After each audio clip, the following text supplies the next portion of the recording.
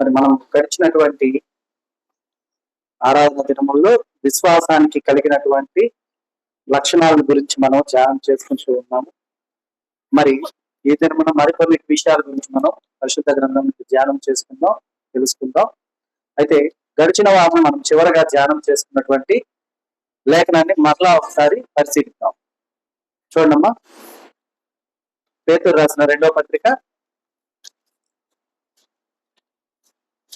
1వ అధ్యాయం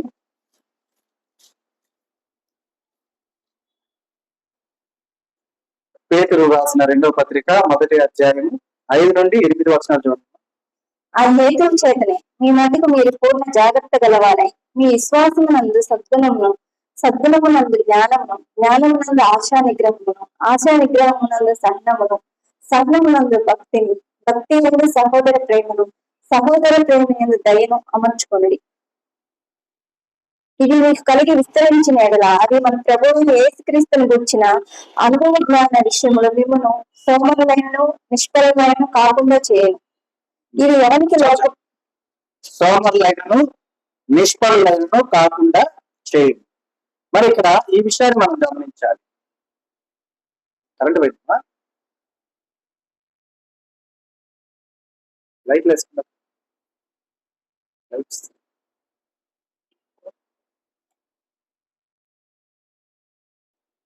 చూడమ్మా, మనం ఎలా ఉన్నారంట, ఆ హేతువు చేతనే మీ మటుకు మీరు పూర్ణ జాగ్రత్త గలవారై మీ విశ్వాసమునందు ఏముండాలి? విశ్వాసమునందు ఏముండాలమ్మా? సద్గుణమును, అలాగే సద్గుణమునందు జ్ఞానమునందు ఆశా నిగ్రహమునందు ఏముండాలి? సహనమునందు భక్తి యందు సహోదర ప్రేమ యందు దయ. ఇవి ఉండాలి. అర్థమవుతుందా? ఇవన్నీ ఉంటే మనల్ని దేవుడు ఏం కాకుండా చేస్తానంటున్నాడమ్మా. చూడండి, ఇవి మీకు కలిగి విస్తరించిన ఎడల అవి మన ప్రభు అయిన యేసుక్రీస్తును గురించిన అనుభవ జ్ఞాన విషయములలో మిమ్మల్ని సోమరులైనను నిష్ఫలులైనను చేయకుండా, అలా కాకుండా చేయండి. అంటే నిష్ఫలులు కాకుండా, అలాగే సోమరులు కాకుండా చేయండి. ఏంటి మనం అలా చేసేది? ఏమండి అమ్మా? సద్గుణము, తర్వాత జ్ఞానము, ఆశా నిగ్రహము, సహనము, భక్తి, సహోదర ప్రేమ, దయ. 7 విషయాలు. అర్థమవుతుందా? అయితే మనం అనుకోవచ్చు, పరిశుద్ధ గ్రంథంలో రాసి ఉంది కదా భక్తి, ఇవన్నీ మాకు భక్తి లేకుండానే మేము దేవుని దగ్గరికి వెళ్తున్నామా? మాకు దయ లేకుండానే ఎవరికైనా సాయం చేస్తున్నామా? సహోదర ప్రేమ లేకుండానే వేరే వాళ్ళతో మేము మాట్లాడుతున్నామా? అనేటటువంటి ఆలోచనలన్నీ ఉన్నాయి. అయితే ఈ ఆలోచనలన్నింటినీ మనం కరెక్ట్ గా ఫాలో అవుతున్నామా లేదో ఆలోచించుకోవాలి. మనలో సహోదర ప్రేమ లేని వారి చేతులు ఎత్తానంటే ఎవరు ఎత్తరు. ఎందుకని? అందరికీ సహోదర ప్రేమ, ఓకేనా? మళ్ళీ దయ లేని వారు ఎవరు చేతులు ఎత్తంటే ఎవరు కూడా ఎత్తరు. జ్ఞానం లేని వారన్నా, సహనం లేని వారన్నా, తర్వాత దీర్ఘశాస్త్రం లేని వారన్నా, సద్గుణం లేని వారన్నా ఎవరన్నా ఉంటే చేతులు ఎత్తందమ్మంటే ఎవరు కూడా ఎత్తాం. ఎందుకని? మనకి ఎలాంటి బుద్ధి ఉందో అది మంచిదని మన ఆలోచన. అవునా కదా? అయితే గమనించండి, మనం ఎంత మటుకు వీటిల్లో 100% ఈ విషయాల్లో ఏమిటి? సద్గుణము, జ్ఞానము, సహనము, దీర్ఘశాంతము, దయ, భక్తి, సహోదర ప్రేమ, వీటన్నిటి విషయంలో మనం ఎంత వరకు 100% మనం అవన్నింటినీ కనబరుస్తున్నామా, కనబరచట్లేదా? ఇక్కడ చిన్న విషయాన్ని మనం గమనిస్తాం. ఇప్పుడు మనం ఏం చేస్తుంటాం అంటే, ఎవరి మీద మన కోపం వచ్చింది అనుకుంటాం. కోపం వస్తే వాళ్ళ గురించి మనము సాయంత్రం పూట ఆరుబయట కూర్చున్నప్పుడు, లేకపోతే ఎవరన్నా నలుగురు కలిసినప్పుడు మాట్లాడుకుంటూ వారి గురించి వారు ఎలా చేశారు, అలా చేశారని చెప్పుకుంటూ ఉంటాం. అవునా? చెప్పుకుంటాం లేక? కానీ అది ముసలమ్మ ముచ్చట్లుగా పరిశుద్ధ గ్రంథం వివరిస్తుంది ఆ మాటలు. మరి ముసలమ్మ ముచ్చట్లుగా వివరిస్తూ ఉండగా ఆ ముసలమ్మ ముచ్చట్లు పాపముగా ఎంచబడి ఉంది పరిశుద్ధ గ్రంథం. తెలుసా ఆ విషయం? తెలుసా? విన్నారా ఆ విషయాన్ని? మరి పాపముగా ఎంచబడుతున్న ముసలమ్మ ముచ్చట్లు చెప్తున్నామంటే ఇవన్నీ మనలో ఉన్నట్టేనా? సద్గుణం ఉందా? ఒకరి గురించి మనం సాగే చెప్తున్నాం, అప్పుడు మనలో సద్గుణం ఉన్నట్టేనా? ఏమా లేదు. తర్వాత మనము ముందుకు మంచి గతి కలుగుటకు జాగ్రత్తగా ముందుకు రోజు గురించి ఆలోచిస్తున్నామా? ఎవరైనా వచ్చి మనం సలహా అడిగితే మంచి సలహా ఇస్తున్నామా? ఇవ్వగలుగుతున్నామా? ఇవ్వలేదు. పడిపోతూ ఉంటాం ఒక్కోసారి, ఏదో ఒక ఏది బట్టి అది చెప్పేస్తూ ఉంటాం, ఎలా పట్టాలా వివరిస్తూ ఉంటాం. మరి జ్ఞాన విషయంలో పరిపూర్ణత ఉందా? మనకు జ్ఞానం ఉన్నదా? లేదు. అలాగే ఆశయ నిగ్రహం ఉందా? నిజం చెప్పండి. ఆశయ నిగ్రహం లేదు. అవకాశం లేకపోతే వదిలేసుకుంటాం తప్ప అవకాశం ఉంటే పొందకుండా ఉండవు. నిజమంటారా అబద్ధం అంటారా ఈ మాట? ఆశయ నిగ్రహము అనే విషయాన్ని మనం కనుక చిన్న పరిశీలిస్తే, చిన్న విషయం, చాలా మంది పరిశుద్ధ గ్రంథంలో అవి ఉన్నాయి, ఈ ఉన్నాయి, బూతులు ఉన్నాయి, అవి అని చెప్తుంటారు, వాటి గురించే మాట్లాడుతుంటారు అపరభేదం అంతా కూడా.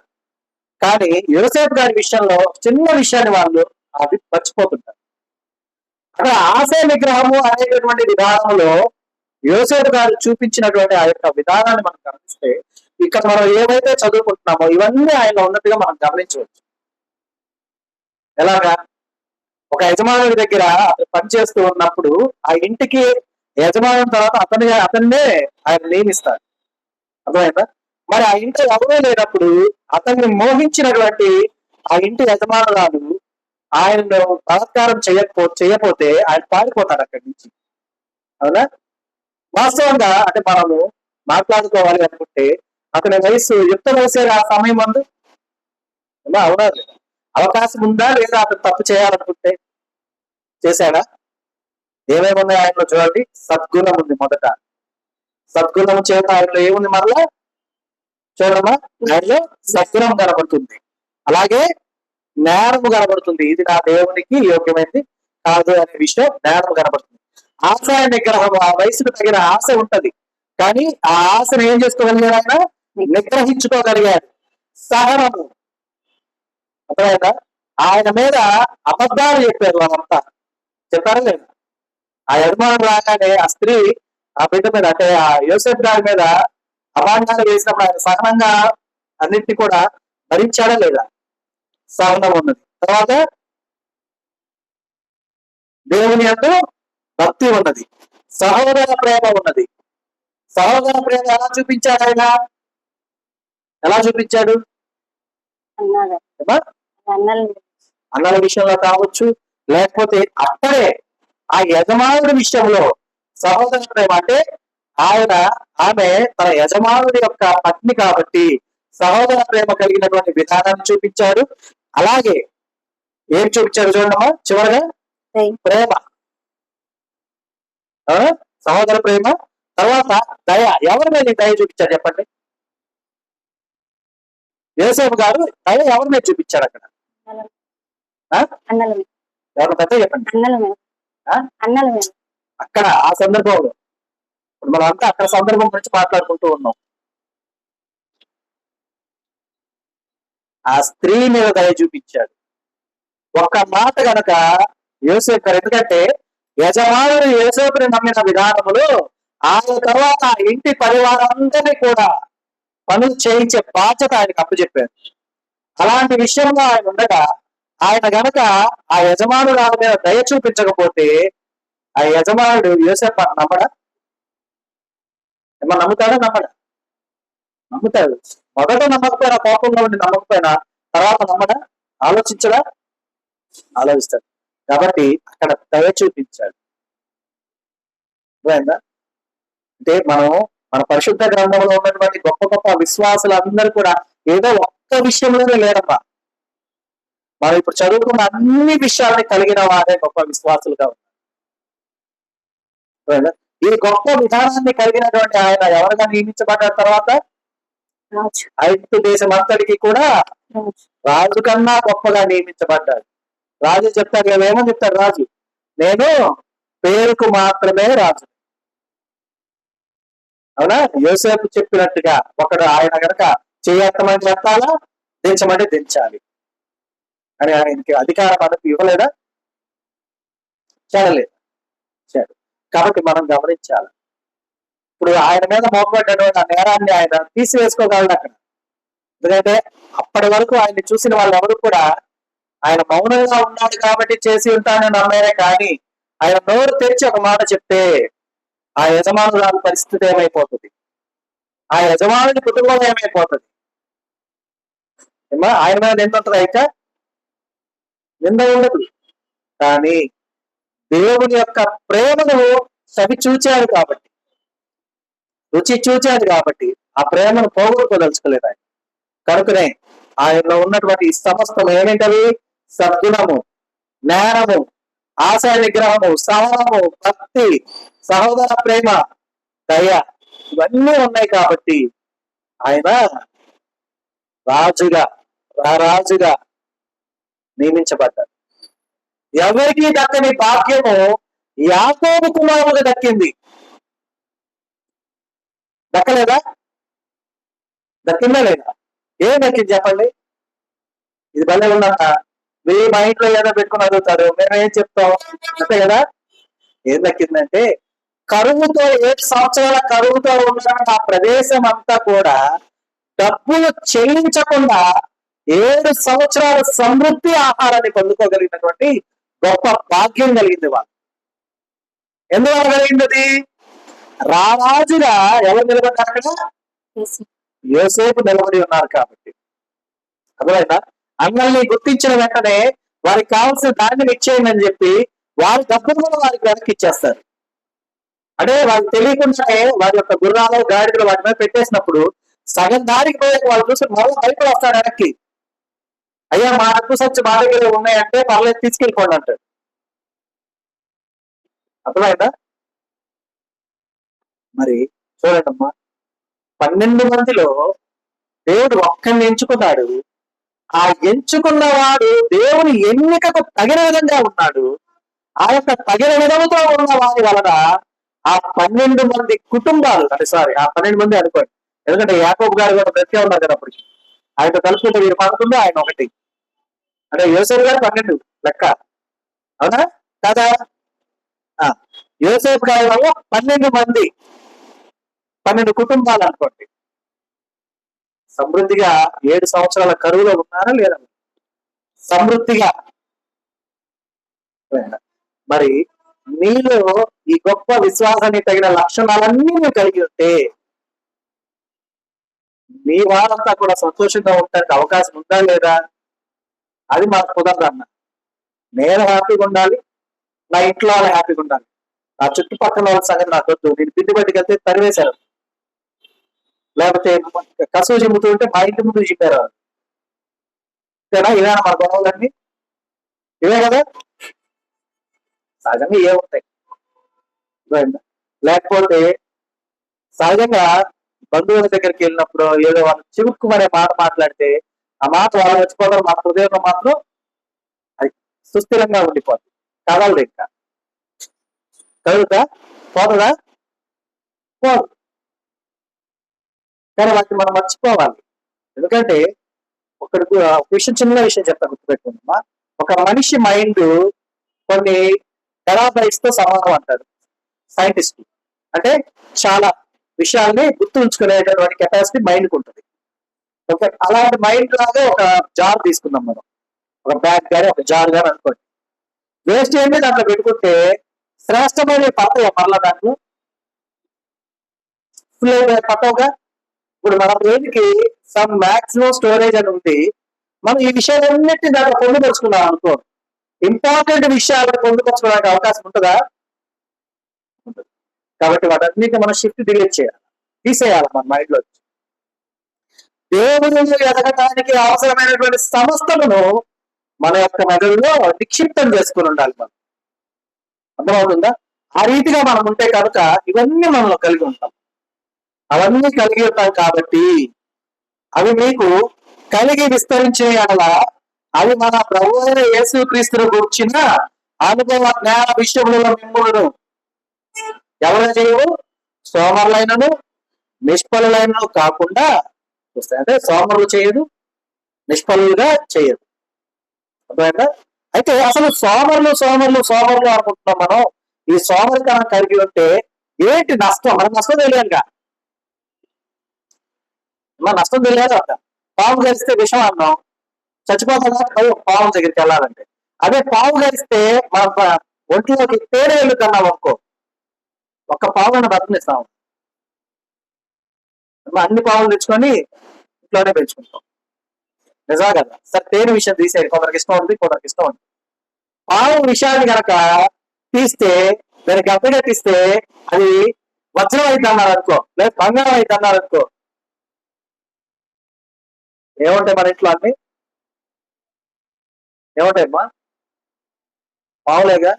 తేలు విషయం అంతా ఒక లీటర్ విషం, తేలు చిన్నది, దాని లీటర్ విషం దాదాపు 3 కోట్లు 4 కోట్లు అంట. అంటే మెడిసిన్ లో తయారు చేస్తారు, మెడిసిన్ లో యూజ్ చేస్తారు వాటిని. మనం వాడే మెడిసిన్ ఉంటది కదా, టాబ్లెట్స్, వాటిలో విషయం ఉంటుంది. ఆ విషయం తెలుసా మీకు? తెలీదా? పావుల విషము, కాలజేరి విషము, జోకాయలు చెప్తుంది. కీటకాల విషయంతో కొన్ని కెమికల్స్ యాడ్ చేసి తయారు చేస్తారు. మరి ఎందుకంటే మన విధానంలో ఉన్నటువంటి వాటిని చెప్పాలంటే అయ్యే వెళ్ళాలి లోపలికి. మరి ఆ తేనె విషయం అంత ఖరీదని చెప్పేసి మనం చైనా గాని, వియత్నాం గాని, జపాన్ గాని వెళ్తే అక్కడ తేళ్ల ఫార్మ్స్ ఉంటాయి, తేలిని పెంచుకుంటా ఉంటారు వాళ్ళు. అర్థమైందా? ఆ తేలిని పెంచుతూ అవి చాలా ఉంటాయి, మీరు యూట్యూబ్ లో కూడా చూసుకోవచ్చు. ఆ విషయాన్ని కలెక్ట్ చేసి ఆ విషయాన్ని వాళ్ళు ఫార్మాసిటికల్ కంపెనీస్ కి అమ్ముతూ ఉంటారు అనమాట. అర్థమైందా? వాళ్ళ కోట్లు వస్తుంటాయి. కానీ మనకు కాదు కదా, మనం కూడా చేస్తే వస్తాయి, కానీ చాలా డేంజర్. కానీ దాని గురించి మనకు వద్దు. కాబట్టి మనం చెప్పుకున్న విషయం ఏంటంటే, ఇవి మనలో ఉన్నాయి అనుకోండి, మనం చెప్పుకున్నాయని మనలో ఉన్నాయి అనుకోండి, మనం ఎవరు కాము? సోమరులు కాదు, అలాగే నిష్ఫలులు కాదు. సోమరి అయితే పరిస్థితి ఏంటి, నిష్ఫలులు అయితే పరిస్థితి ఏంటి? చూడండి, సామెతల గ్రంథము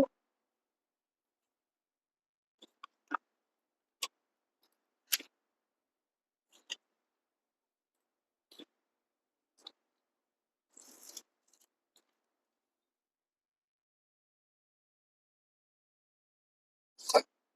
దేవుడు ఎందుకు సోమరిని చేయట్లేదు, ఎందుకు నిష్ఫలులుగా చేయట్లేదు చూడండి. 13వ అధ్యాయము, సామెతల గ్రంథము 13వ అధ్యాయము 4వ వచనం చూద్దాం. సోమరి ఆశపడును గాని వాని ప్రాణము కేమీ దొరకదు, శ్రద్ధ గల వారి ప్రాణం పుష్టిగా ఉండదు.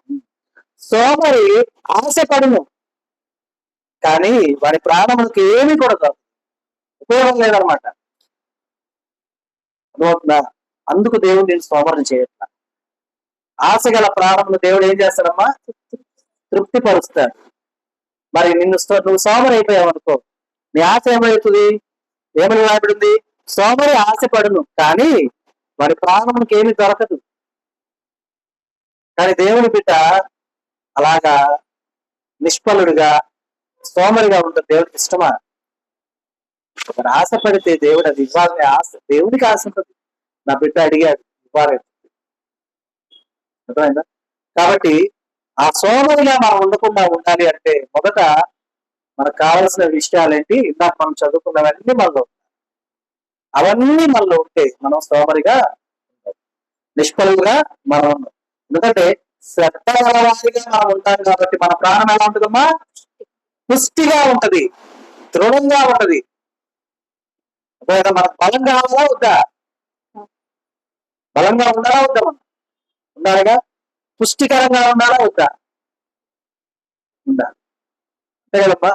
ఆరోగ్యం ఉన్నప్పుడే మనం ఆరోగ్యాన్ని జాగ్రత్త పరుచుకుంటే దృఢంగా ఉంటాం. అనారోగ్య పాలైపోయిన తర్వాత ఆరోగ్యం రమ్మంటే వస్తుందా? ఆర్టిఫిషియల్ ఆరోగ్యం అయిపోతుంది ఇంకా. అవునా? అదేంటిది? టాబ్లెట్స్ తోనే జీవితం సాగిపోతుంది. అలా కాదు, మనము మంచి ఆరోగ్యంగా ఉన్నప్పుడే ఆ ఆరోగ్యాన్ని ఏం చేసుకోవాలి? మనం పుష్టిగా చేసుకోవాలి, కంటిన్యూ చేసుకోవాలి. కానీ కొన్ని సందర్భాల్లోనూ కొన్ని విధానాల్లోనూ ఆలోచనల్లోనూ బాధల్లోనూ దుఃఖంలోనూ మనం ఏం చేస్తాం, నెగ్లెక్ట్ చేసేస్తాం ఆరోగ్యాన్ని.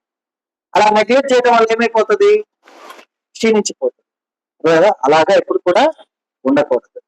అలాగే మనము సోమరిగా ఉండకూడదు. సోమరిగా ఉంటే ఏమైపోతుంది, ఆశ నెరవేర్చబడదు. లేదా ఇక్కడ దేవుడు అదే చెప్తున్నాడు, సోమరి ఆశపడును కానీ వాడి ప్రాణమునికి ఏమీ కూడా తప్ప. అంతేకాదు చూడండి, ప్రసంగి గ్రంథం చూడండి,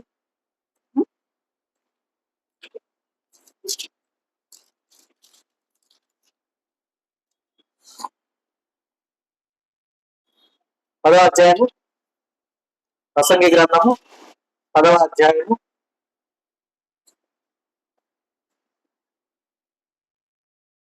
18వ వచనం చూడమ్మా. సోమరితనం చేత ఇంటి కప్పు దిగబడిపోవును, చేతుల బద్ధకం చేత ఇల్లు కురియను. దేవుడు ఎందుకు మనం సోమరిగా ఉంచొద్దు అనుకుంటున్నాడు, ఎందుకు నిష్ఫలుగా ఉంచొద్దు అనుకుంటున్నాడు చూడండి. సోమరితనము చేత ఇంటి కప్పు దిగబడిపోవును, చేతుల బద్ధకము చేత ఇల్లు కురియును. అంటే వ్యర్థమైన విధానంలో జీవించడం అన్నమాట. సమస్తమును పోగొట్టుకునే విధానం, అర్థమవుతుందా? కాబట్టి గమనించాలి మనం. మరి మా ఇంటి కప్పు దిగబడిపోకుండా ఉండటానికి, అలాగే ఇల్లు కురవకుండా ఉండటానికి మనల్ని దేవుడు సోమరులుగా ఉంచకూడదని మనం వాటిని కలిగి ఉన్నాము. అర్థమైందా? సోమరిగా ఉంటే లాభమా, లేకపోతే యాక్టివ్ గా ఉంటే లాభమా? యాక్టివ్ గా ఉంటేనే కదా లాభం. ఎందుకంటే సోమరిగా ఉన్న ఆశ ఉంటది, యాక్టివ్ గా ఉన్న ఆశ ఉంటది. సోమరిగా ఉంటే ఆశ నెరవేర్చబడుతుందా అమ్మా? లేదు, వ్యర్థమైపోతుంది. ఆశ గల ప్రాణంలో తృప్తిపరిచే దేవుడు. మళ్ళీ మీరు ఎలా అనకండి, అన్న ఆశ నిగ్రహం కావాలి, ఇప్పుడే అన్నావు కదా అన్న, ఆశ నిగ్రహం ఉండాలి. అయితే దేవుడే ఇస్తున్నప్పుడు, నీ ఆశ నెరవేర్చబడుతున్నప్పుడు నీకు నిగ్రహం అవసరమా? ఏమా యోసేపు గారి విషయం చూసాం. ఆయన ఆ సమయం నుండి ఆశ నిగ్రహం కలిగి ఉన్నాడు. తర్వాత రాజు ఆయన పిలిచి ఆయన ఎన్నుకున్న తర్వాత ఆ రాజే ఆయనకి వివాహం చేస్తాడు. అవునా? ఇప్పుడు ఆయన ఆశ తృప్తిపరచబడలేదా? రారాజుగా ఉన్నాడా లేదా? అవునా కాదా? దేవునికి అనుదృష్టి ఎదుట నిందారహితంగా ఉన్నారా లేదా? అనేకులకు ఒక నిజ సాక్షిగా నిలబడ్డారా లేదా? నిలబడతారు. మరి మనం కూడా గమనించాలా, మన జీవితాల్లో అనేకమైనటువంటి ఆశలు మన కళ్ళ ముందుకు వచ్చి వెళ్ళిపోతుంటాయి. కానీ అటువంటి ఆశలకు మనము లొంగిపోకూడదు. అలాంటప్పుడు ఆశ నిగ్రహం కలిగి ఉండాలి. కానీ సమయం వచ్చినప్పుడు దేవుడిని ఆశను తృప్తిపరుస్తాడు. మరి గమనించాలి, మనం ఎలా ఎదుగుతున్నాం, ఎలా ఫలిస్తున్నాం అనే విషయాలు మనం ఎప్పుడు కూడా గుర్తుపెట్టుకోవాలి. మనం దేవుళ్ళు సమృద్ధిగా జీవిస్తున్నామా, సంతోష గానాలతో నీ జీవనం అంతా సాగుతుంది. అలా కాకుండా దేవుళ్ళు మనం సమృద్ధిగా లేమా? సమృద్ధి అంటే ఏంటి? సహజంగా అర్థం, మన ఇంట్లో సమృద్ధిగా ఉన్నాయమ్మా అన్ని అన్నాం అంటే అర్థం ఏంటి? పప్పులు, ఉప్పులు, బియ్యం, దాని సమస్తము వండుకోవడానికి సమృద్ధి ఉంది అని అర్థం. అంతేనా? అవునా కాదా? లేవనుకోండి, ఆ ఇల్లు సమృద్ధిగా ఉంటుందా? అవన్నీ ఉన్నాయి అనుకోండి అమ్మా, నీకు ఆకలి వేస్తే ఎప్పుడు కానీ అప్పుడు వండుకొని తినొచ్చు కదా. నీవు ఇష్టమైనవి తినొచ్చా లేదా? తినొచ్చు. సమృద్ధి లేకపోతే ఆశ, నువ్వు తినాలనుకుంటే తినలేవు, ఏదో అట్లే. అలాగే ఇప్పుడు ఇందాక మనం చదువుకున్న సమస్తము సమృద్ధిగా నీలో ఉంటే ఎలా ఉన్నట్టు? పుష్టికరంగా ఉన్నట్టు కదా, అలా కాదు, శ్రేష్టంగా ఉన్నట్ట కాదు. కాబట్టి మనము ఆ విధంగా ఉండాలి. అంతేగాని సోమరితనాన్ని కలుగు చేసుకున్నాడు. ఇవి లేకపోతే సోమరితనం వచ్చేస్తుంది ఆటోమేటిక్ గా. అర్థమైందా? ఆటోమేటిక్ గా వస్తుంది. కాబట్టి సోమరితనాన్ని మన దరిదాపులకు రాకుండా ఉండాలి అంటే సద్గుణం ఉండాలా, సహనం ఉండాలా, జ్ఞానం ఉండాలా, ఆశ నిగ్రహం ఉండాలా, దయ ఉండాలా, సహోదర ప్రేమ ఉండాలా, దేవుని యందు భక్తి ఉండాలి. ఇవన్నీ ఉండాలి. ఇవన్నీ ఉంటేనే నువ్వు సమృద్ధి కలిగినటువంటి జీవితాన్ని జీవించగలుగుతావు. అలాగే సామెతల గ్రంథం చూడమ్మా, 10వ అధ్యాయము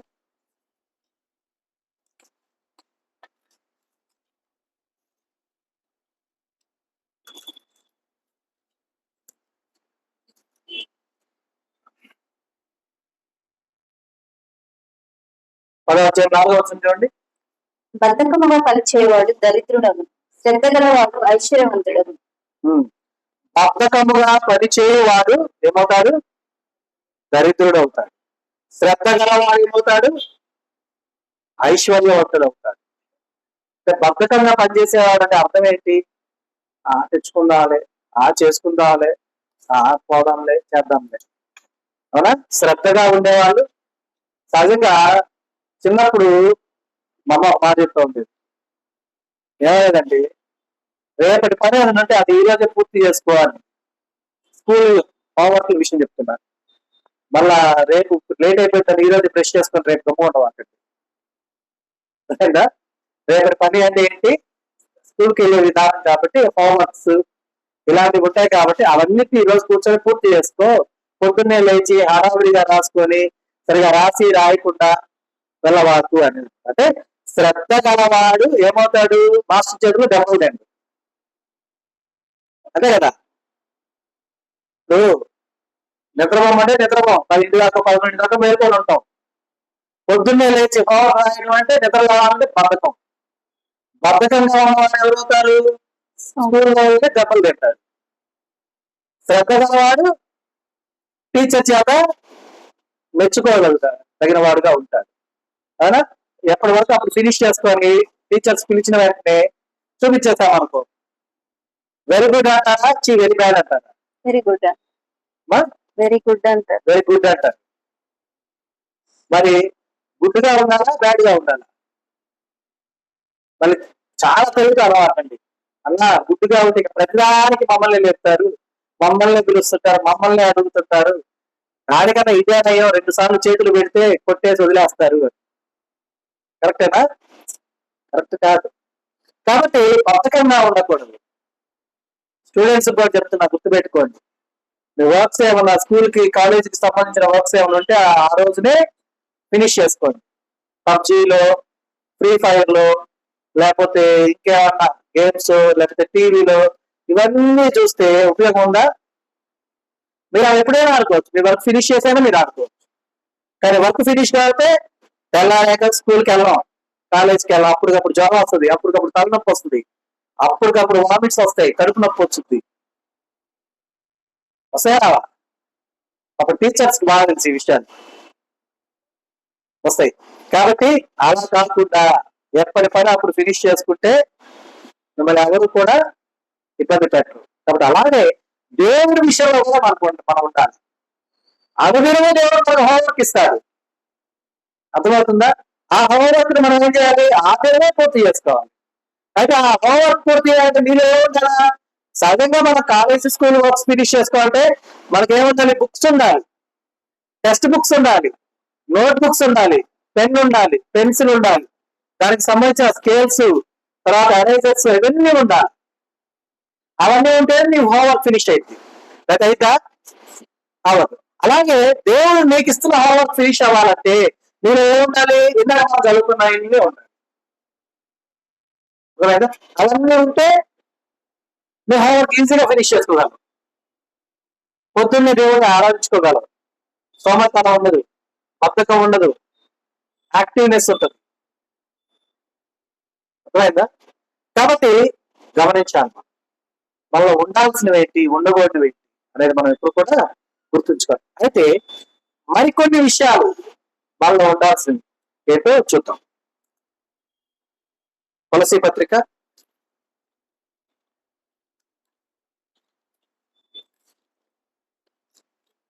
'అపోస్తలుడైన పౌలు ఎవరికి రాసిన పత్రికమ్మా? కొలసీలకేనా? ఎన్ని పత్రికలు రాశాడు?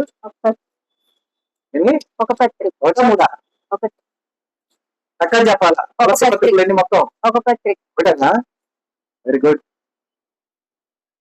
సరే, 3వ అధ్యాయం అపోస్తలుడైన పౌలు కొలసీలకు రాసిన పత్రిక 3వ అధ్యాయము 12 నుండి 14 వచనాలు చూడండి. కాగా దేవుని చేత ఏర్పరచబడిన వారును పరిశుద్ధులను ప్రియులైన వారికి తగినట్లు మీరు జాలిగల మనస్సును, దయాళత్వమును, వినయమును, సాత్వికమును, దీర్ఘశాంతమును ధరించుకొనుడి. ఎవడైనా తనకు హాని చేసినని ఒకడు అనుకునే ఎడల ఒకరినొకడు సహించుతూ ఒకరినొకరు క్షమించుడి, ప్రభువు మిమ్మల్ని క్షమించులాగున మీరును క్షమించుడి. ఉమ్, వీటన్నిటిపైన పరిపూర్ణత అనుబంధమైన ప్రేమను ధరించుకోండి. ఉమ్. క్రీస్తు చాలు. ఇంకేం కావాలి మనకు? మనసు అనుకుంటున్నారు కదా, ఇందాక 8 గురించి చెప్పావు. అయ్యే ఎలా కలిగి ఉండాలో ఆలోచిస్తున్నాం. ఇప్పుడు మళ్ళీ ఏ కొత్త చెప్తున్నారు కదా. చూడండి, కాగా అంటే మనం సోమరిగా ఉండకుండా ఉండాలంటే మనకి ఏం కావాలో ముందు తెలుసుకున్నాం. ఇప్పుడు ఏంటో చూడండి, కాగా దేవుని చేత ఏర్పరచబడిన వారును, గుర్తుపెట్టుకోండి, దేవుని చేత ఏర్పరచబడిన వారును పరిశుద్ధులను ప్రియులను అయిన వారికి తగినట్లు మీరు జాలిగల మనస్సును, దయాళుత్వమును, వినయమును, సాత్వికమును, దీర్ఘశాంతమును ధరించుకొనుడి. ఎవరికి తగినట్లు? ఏమా? పరిశుద్ధులను ఇప్పుడు పెళ్లి సంబంధాలు పిల్లలకి చూస్తుంటారు. అంటే నాకు ఇంకా సమయం రాలేదండి, 5 ఏళ్ళకో 6 ఏళ్ళకో వస్తుంది. ఇప్పుడు సంగతి చెప్తున్నా.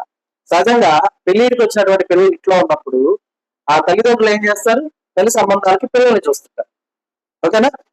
ఎలాంటి వారిని చూస్తుంటారు? వారి అబ్బాయి కానీ అమ్మాయి కానీ మంచి హైట్ గా, మంచి కలర్ గా ఉంటే, ఇక్కడ తెల్లగా ఉన్నారని అక్కడ నల్లగా ఉండి చూస్తారా? ఏం చూస్తారు?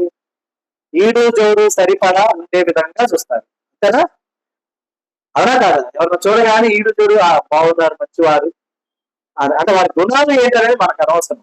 సహజంగా మనం ముందు ఆలోచించే తల్లిదండ్రుల వైపు నుంచి ఆలోచిస్తే ఏం ఆలోచిస్తాం? పిల్లల వైపు నుంచి వద్దులేండి, వాళ్ళ వైపు నుంచి వాళ్ళ అనుకునే మనం చేయలేము.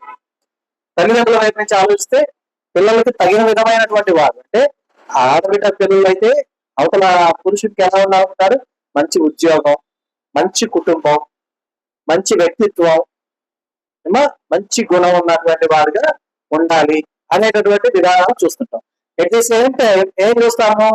ఆ అమ్మాయికి తగిన విధమైన వరుణ్ణి చూస్తాం. అంటే హైట్ విషయంలో కావచ్చు, లేకపోతే చదువు విషయంలో కావచ్చు, అన్నిటి విషయంలో. అలాగే పురుషుడి సైడ్ నుంచి కూడా తల్లిదండ్రులు అలాగే చూస్తుంటారు. అమ్మాయి అనుకువగా ఉండే అమ్మాయి, అలాగా చదువుకున్న అమ్మాయి, ఇట్లాగా. అంటే పూర్వకాలం అయితే పెళ్లి చూపులకు వెళ్ళినప్పుడు ఏమడిగారమ్మా? పుట్లు అల్లికలు వచ్చా అమ్మా అనేవారు, వంట వరకు వచ్చా అమ్మా అనేవారు. అంతేనా? ఇప్పుడు అమ్మాయిని అడుగుతున్నారు కదా ఇవన్నీ. అంతేనా? సరే. కాబట్టి ఎలాగైతే మనం ఈ రోజు చూస్తామో, అంటే సాటి అయిన వారు అని మనం ఎలా చూస్తామో అలాగే చూడండి, దేవుని చేత ఏర్పరచబడినవారు. మీరు దేవుని చేత ఏర్పరచబడ్డవారా కాదా? పిలువబడ్డవారు అనేకులు, ఏర్పరచబడిన వారు కొందరే. ఆ కొందరిలో మీరు ఉన్నారో గమనించండి.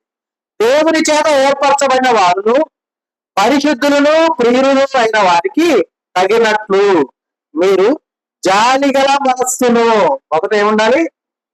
జాలిగల మనస్సును, దయాళుత్వమును, వినయమును, సాత్వికమును, దీర్ఘశాంతమును ధరించుకొనుడి.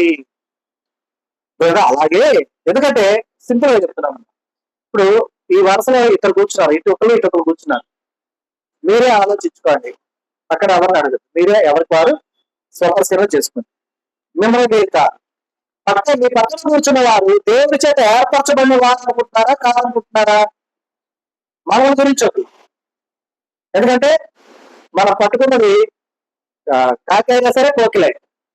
మనం పట్టుకున్న కుందేకి 3 కాళ్ళు ఉన్నా, మిగతా కుందేలు 3 కాళ్ళే ఉండాలి. 4వ కుంటే వెనక అంతే కదా, ఉండడానికి వీల్లేదు. అది కుందేలు కాదు ఉంటే. అలా కాకుండా ఇప్పుడు మనకు తెలియదు, సహజంగా నేనున్నాను, నా కుటుంబం ఉంది. ఇప్పుడు దేవుడిని ఏర్పరచుకున్నాడో లేదో నాకు తెలియదు. అట్ ది సేమ్ టైం నా భార్యను ఏర్పరచుకున్నాడో లేదో నాకు తెలియదు. ఎందుకంటే దేవుడి యొక్క మధ్యలో ఉన్నటువంటి ఆలోచన ఆయన చిత్తానుసారంగా జీవించుతూ ఆయన చిత్తానుసారంగా సంచరించడం బిడ్డలు ఎవరే ఉంటుంది ఆ ఏర్పాటు. అలాగే లేకుండా ఉన్నాం అనుకోండి, ఉండదు. కనుక ఇప్పుడు మీ ప్రక్కన ఉన్నటువంటి వారు దేవుడి చేత ఏర్పరచబడిన వారే మీ దృష్టిలో. కాబట్టి మీరు వారికి తగిన విధంగా ఉందా ఒక ఎవరికి వారు? ఇప్పుడు నేనున్నాను, నా భార్య ఉంది, నా భార్యకి తగినట్టుగా ఉండాలి. ఎందుకంటే నా భార్య దేవుడి చేత ఏర్పరచబడింది అనుకోండి, నేను అనుకూలంగా లేకపోతే తగినట్టుగా ఉంటాను కదా, అవునా కాదా? అలాగే నేను ఏర్పరచబడిన వాడినో కాదో నా భార్యకు తెలియదు. అలా ఉన్నప్పుడు మరి నాకు సాటైన సహాయకురాలుగా ఉన్నప్పుడు తాను ఎలా ఉండాలి? ఈ విధంగా దేవుడికి ఆమోదయోగ్యంగా ఉండాలి. అలాగనే ఎవరైతే ఏర్పరచబడిన వారు ఉన్నారో, పరిశుద్ధులు ఉన్నారో, ప్రియులు ఉన్నారు, వారంతా ఇక్కడే ఉన్నారు. ఎవరికి వారిని నేను నా సహోదరులకు తగినట్టుగా ఉండాలి. ఎందుకంటే ఇక్కడ క్లియర్గా రాయబడింది ఏమని, వారికి తగినట్లు మీరు పక్కన వారు ఎవరికి వారు ఏమున్నారు, వాళ్ళు జాలి గల మనస్సు ఉండాలి, దయాళుత్వం ఉండాలి, వినయం ఉండాలి, సాత్వికం ఉండాలి, దీర్ఘశాంతం ఉండాలి. అలాగే ఎవరైనా తనకు హాని చేసినని ఒకరినొకరు అనుకున్నాయి అలా మీరే మీ పక్కన ఉన్నటువంటి వాళ్ళు కనుక మీకు హాని చేశారు అనుకున్నారు అనుకోండి, మీరు వెంటనే బయటకు వచ్చేలోపు మీరు కొడవలు తెచ్చుకోవాలి. అంతేనా? అంతేమా? కాదు. దేవుడు రాయమందో చూడండి, సహించుచు, ఒకరినొకరు సహించుచు ఏం చేసుకోవాలి, మళ్ళా ఒకరినొకడు క్షమించుడి. ఒకరినొకరు క్షమించుకోవాలి. నీకు హాని చేశారని అనుకున్నావు అనుకో, నువ్వు చేసింది ఏంటని కాదు అడగాల్సింది, సహించాల, క్షమించాలి. అదేందా, ప్రభువు మిమ్మల్ని క్షమించిన లాగున మీరును క్షమించుడి. ప్రభు మనల్ని క్షమించాడా లేదా? ఏమా క్షమించాడా లేదా? మరి క్షమించినటువంటి విధానము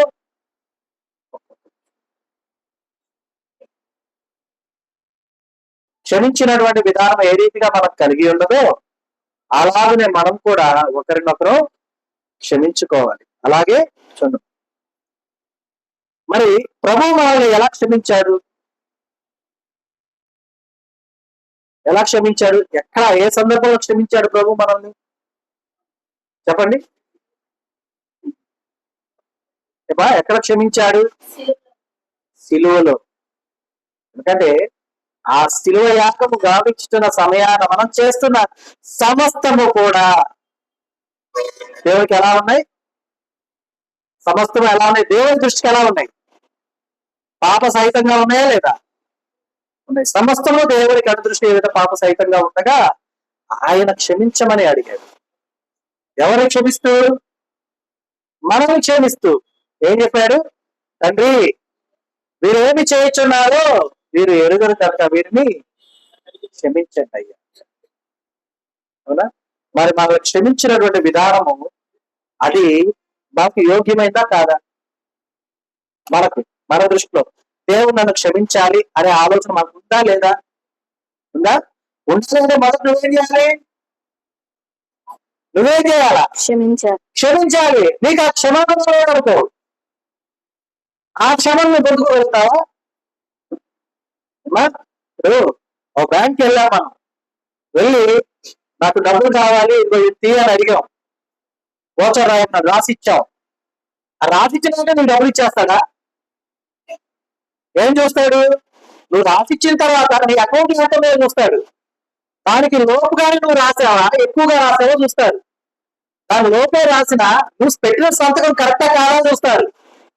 ఇవన్నీ ఓకే అయితేనే నీకు డబ్బులు ఇస్తారు, లేకపోతే ఇవ్వరు. మరి క్షమ అనేది మొదట నువ్వు ఏం చేయాలా? డిపాజిట్ చేసుకోవాలి దేవుడి దగ్గర. ఎప్పుడు డిపాజిట్ చేస్తావు? నీ డబ్బులు బ్యాంక్ లో డిపాజిట్ చేయాలా? ఎప్పుడు చేస్తావు? డబ్బులు కావాలంటే చేస్తావా, లేకపోతే చేస్తావా? చెప్పలేదు. ఉంటేనే చేస్తావు. మరి ఉంటేనే చేసావు కాబట్టి దానికి వడ్డీ వస్తుంది బ్యాంక్ లో. ఆ వడ్డీని నువ్వు పొందుకుంటావు సంతోషంగా, నీ డబ్బుల్ని పొందుకుంటావు. నీ కాగా డబ్బులు లేకపోతే బ్యాంక్ వడ్డీ ఇస్తుందా? బ్యాంక్ దగ్గరికి పోయి మనం అన్నాం, మొదట మీరు నా అకౌంట్ లో 10 లక్షలు వేయండి, నేను తీసుకుని ఆ డబ్బుల్ని మీ బ్యాంకులోనే ఉంచుకోండి, వచ్చే వడ్డీ మాత్రం తీసుకుంటా. న్యాయమైన కోరికే కదా. అదే వాళ్ళ 10 లక్షలు మనం తీసుకోవట్లేదు కదా, వాళ్ళ బ్యాంకులోనే ఉంచమన్నాక ఏమా న్యాయమైంది నా కోరిక? మనం పైన వచ్చే వడ్డీయే కదా అడుగుతున్నాం, వడ్డీయే కదా, మనం అసలు అక్కట్లేదు కదా. ఎంతవరకు కరెక్ట్? కరెక్టేనా? మనం చేస్తుందని మనం ఒకరిని క్షమించాం, కానీ దేవుడు మాత్రం మన సమస్తంలో క్షమించాడు. మనం వాళ్ళ దయ చూపించాం, కానీ దేవుడు మాత్రం మనల్ని ఎప్పుడు దయతో చూడాలి. మనం వాళ్ళ మీద ప్రేమ చూపించాం, కానీ దేవుడు మాత్రం మన మీద ప్రేమ అస్సలు దిగుడు. మనం ఎవరిని కూడా జాలిగా చూడం, కానీ దేవుడు మాత్రం మనల్ని అనుక్షణం జాలిగానే చూస్తుంటాడు కదా. అవునా కదా? ఎంత మరి స్వార్థపరులం కదా మనం. ఇది మనం ఒప్పుకోమల్లా ఉరకాల నిస్వార్థమైన ప్రేమ మాది, నిస్వార్థమైన ఆలోచన దేవుని దగ్గర నుంచి ఉచితంగా వచ్చాయి కదా అందుకు అడుగుతున్నాం. కానీ మొదట నీవు విత్తాలి, విత్తిన తరువాతనే నీవు పంట కోసేది గుర్తుపెట్టుకో. నీ సహోదరుని నువ్వు క్షమించిన ఎడలా ప్రభువు యొక్క క్షమ మీ మీద ఎలా ఉంటుంది? ఉంటుందా? ఛాన్సే లేదు. కాబట్టి గమనించాలి. అలాగే వీటన్నిటి పైన పరిపూర్ణతకు అనుబంధమైన ప్రేమను ధరించుకొనుడి. పరిపూర్ణత కావాలి అంటే ఇప్పుడు 100 మా ఒక్కొక్కరి దగ్గర 100 ప్యాకెట్లు ఉంచుకోండి అమ్మా అన్న, ఓకేనా? డబ్బు కట్టలు అనుకోండి, కరెక్ట్ గా వాళ్ళు ఉంచుకుంటారా ఉంచుకోరా? డబ్బులు కట్టండి. డబ్బులు కాకపోతే మొయ్యలేదు కాబట్టి 90 ఉంచుకుంటాం, లేకపోతే 99 ఉంచుకుంటాం. డబ్బులు అయితే అవకాశం ఉంటే 101 ఉంచుకుంటాం కదా. అలాగే ఇక్కడ ప్రేమను ధరించుకున్నప్పుడు మాత్రమే ఇవన్నీ మనలో ఉంటాయి. అంటే ప్రేమ అంటే బ్యాగ్ అనుకోండి. డిమార్ట్కి వెళ్తాం, మనం ఇంటికాడ నుంచి ఎంతమంది బ్యాగ్స్ తీసుకెళ్తాం చెప్పండి? తీసుకెళ్తున్నాం లేదు చెప్పండి? ఎందుకని? వాడి బ్యాగ్ అడిగితే 16 రూపాయలు వేస్తారు సార్. వాడు ఎంత డిస్కౌంట్ ఇచ్చారు అర్థం అసలు. 500 వాడిని 300కు 350 ఇస్తాడు. 150 రూపాయలు అసలు మనకి లెక్కలు కనబడవు. కానీ 16 రూపాయలు బ్యాగ్ అడిగారు చూసారా, అదే మనకి గుర్తుపడుతుంది. అందుకని మనం ఏం చేస్తాం? ఇక్కడ నుంచి బ్యాగ్ తీసుకెళ్తాం, ఆడికి వెళ్ళాక వాడు ఏం చేస్తాడు? ఆ బ్యాగ్ తీసుకొని చుట్టి ట్యాగ్ వేస్తాడు. ఎందుకు? నేను అంత నమ్మకం పడి కదా మన మీద అంత నమ్మకం. ఎంత నమ్మకం లేకపోతే చుట్టి ట్యాగ్ వేస్తాడు చూడండి. కానీ దేవుడు ఎప్పుడన్నా మిమ్మల్ని నమ్మకుండా ట్యాగ్ వేశాడమ్మా? వేశాడా? ఏ రోజు కూడా మీలో అది లేదు ఇది లేదు అని ఏ రోజు వంక చూపించిన దేవుడు. నువ్వేం అడిగినా సరే నీకు దయ చేయడానికి సిద్ధ హస్తాలతో నీకు ఎదురుగా నిలబడేది. నువ్వు డబ్బులు ఇచ్చి చెల్లించి వస్తువులు కొనడానికి నువ్వు వెళ్ళావు, నిన్ను నమ్మని వ్యాపారులు వారు ఎవరైనా సరే. కానీ నువ్వు ఏమి ఇవ్వకపోయినా ఇవ్వలేని స్థితిలో ఉన్నా సమృద్ధిగా దయచేయడానికి సిద్ధంగా ఉన్నది. అంత గొప్ప దేవుడు నీ నుండి అడుగుతుంది ఏంటో తెలుసా? ఏమడుగుతున్నాడు? మనం చదువుతుంది సద్గుణం అడుగుతున్నాడు, జ్ఞానం అడుగుతున్నాడు. అంటే ఇవన్నీ ఆయన ఇమ్మట్లా నీ దగ్గరే ఉంచుకోమ్మా, నీలో ఉంచుకో. ప్రేమను అడుగుతున్నాడు, క్షమాగుణాన్ని అడుగుతున్నాడు. నీ కలిగి ఉండు చాలు, నేను నీకు కావాల్సినన్ని సమస్తం ఇస్తాను. ఓకేనా? సహజంగా మనలో ఉండే ఆలోచన, దేవుడు మనం చూస్తున్నాడా? పాస్టర్ గారు వస్తుంటే కదా మనం జాగ్రత్త పడాలా? చూస్తాడు, మళ్ళీ మనకి వార్నింగ్ ఇస్తాడు. దేవుడు మనల్ని ఎక్కడ చూశాడు? అవునా? మరి దేవుడు ఏం చెప్తున్నాడు చివరిగా చెప్పి ముగించుకుంటాం. చూడమ్మా, ద్వితీయోపదేశ కాండ గ్రంథము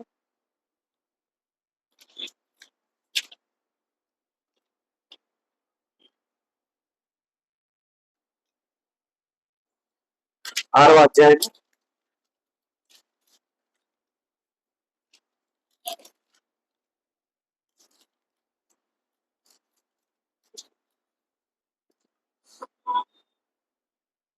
6వ అధ్యాయము 17వ వచనం చూడండి.